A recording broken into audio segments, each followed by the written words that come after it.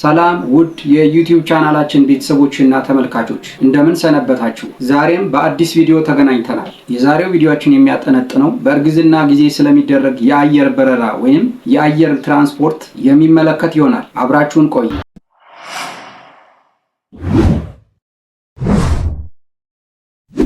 በእርግዝና ወራት በአየር መጓጓዝ ይችላሉ? ደህንነቱስ ምን ያህል አስተማማኝ ነው? የትኛው ትራንስፖርትስ በእርግዝና ጊዜ ይመረጣል? እንመለከታለን። በመጀመሪያ ቻናላችን ላይክ፣ ሰብስክራይብ፣ ኮመንት እና ሼር ማድረጋችሁን እንዳትረሱ። ወደ መረጃው እንግባ።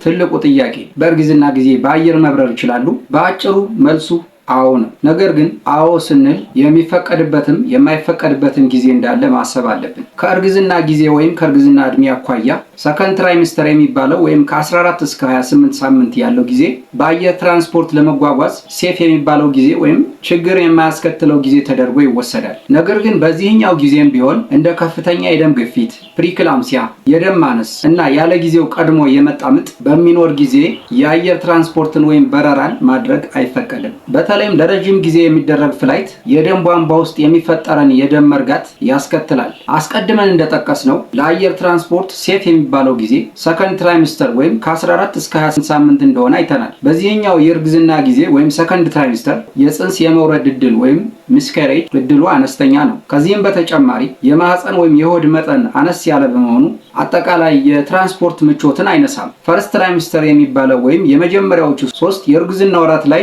የአየር ትራንስፖርት ማድረግ አይፈቀድም። ምክንያቱም በእርግዝና ጊዜ የሚከሰተውን የማቅለሽለሽና የማስታወክ ችግር የበለጠ ያባብሳል። የፅንስ የመውረድ እድል ወይም አቦርሽን ሪስክም እንደሚጨምር ጥናቶች ይጠቁማሉ። ሰርድ ትራይሚስተር በሚባለው የእርግዝና ጊዜም እንዲሁ የአየር ትራንስፖርት የማይፈቀድበት የጊዜ ገደብ አለ። በተለይም ከ32 ሳምንት በኋላ የአየር ትራንስፖርት ማድረግ አይመከርም። የአየር ትራንስፖርት ኤጀንሲዎች ወይም ድርጅቶች በእርግዝና ጊዜ የሚደረግ በረራ የራሳቸው ሕግ አላቸው። አብዛኞቹ የአየር ትራንስፖርት ኤጀንሲዎች ወይም ድርጅቶች እርጉዝ ሴቶች ለአገር ውስጥ ትራንስፖርት ከ36 ሳምንት በኋላ እንዲጓዙ አይፈቅዱም። እንዲሁም ለአገር ውጭ ወይም ለዓለም አቀፍ ትራንስፖርት ደግሞ ከ32 ሳምንት በኋላ አይፈቅዱም። ነገር ግን አንድ ነገር አለ። እርጉዝ ሴት ሰርድ ትራይሚስተር ከገባች በኋላ ወይም ከ28 ሳምንት በኋላ የአየር ትራንስፖርት መጓጓዣን ለመጠቀም የአየር ትራንስፖርት ድርጅቶች የሐኪም ማስረጃ ሰርተፊኬት ይጠይቋቸዋል።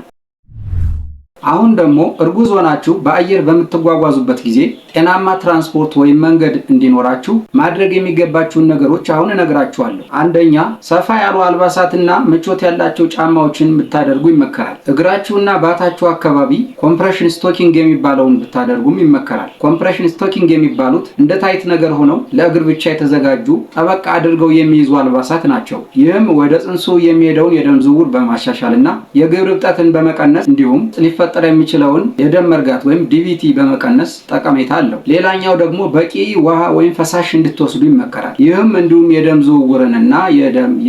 የደም ዝውውርና ዲቪቲ እንዳይከሰት ለመቀነስ ይረዳል። ሌላው ደግሞ በየአንድ ሰዓቱ ተነስታችሁ ወክ ማድረግ የምትችሉ ከሆነ ወክ ማድረግ። ይህንን ማድረግ ካልቻላችሁ እግራችሁን እጥፍ ዘርጋ ማድረግ አለባችሁ። ይህም የተጠቀሱትን ችግሮች እንዲሁ ለመቀነስ ያግዛችኋል። በሆነ አጋጣሚ ከባድ ዕቃ ወይም ከበድ ያለ ዕቃ ማንሳት ቢያስፈልጋችሁ እርዳታ ጠይቁ እንጂ በራሳችሁ አታደርጉ።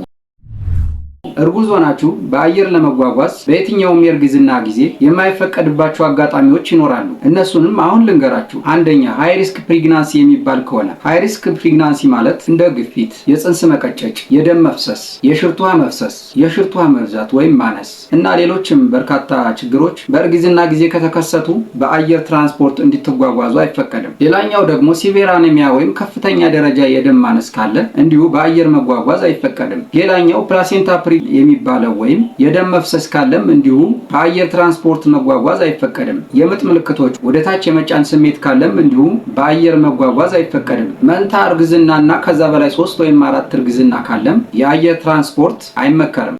በተለይ ደግሞ ረጅም ጊዜ የሚወስድ በረራን ማድረግ አይመከርም። እንዲሁም በሚጓጓዙበት ጊዜ የሚሰማው ስሜት ካለ እንደ ህመም፣ ደም መፍሰስ፣ ዲዚነስ ወይም ድባቴ ስሜት ወዲያውኑ ፕሌን ውስጥ የሚገኝን የሕክምና እርዳታ መጠየቅ አስፈላጊ ነው። ስለዚህ በእርግዝና ጊዜ አዎ የአየር ትራንስፖርት ይፈቀዳል። ነገር ግን የጠቃቀስናቸውን ነገሮች ማሰብና መተግበር ያስፈልጋል። በሚጓዙበት ጊዜም አስፈላጊ ዶክመንቶችን ይዘው ይንቀሳቀሱ። በየትኛውም ቦታ ቢያርፉ ያለውትን የሕክምና መረጃ ለሚያገኙት ባለሙያ ወይም ሐኪም በመስጠት የሚደረገውን ሕክምና ወይም አስፈላጊ እርዳታ ለማቀላጠፍ ይረዳል።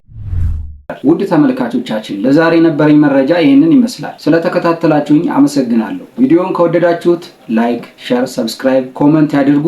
በቀጣይ በሌላ ቪዲዮ እንገናኛለን። እስከዛው መልካም ጊዜ ይሁንላችሁ። መልካም ቆይታ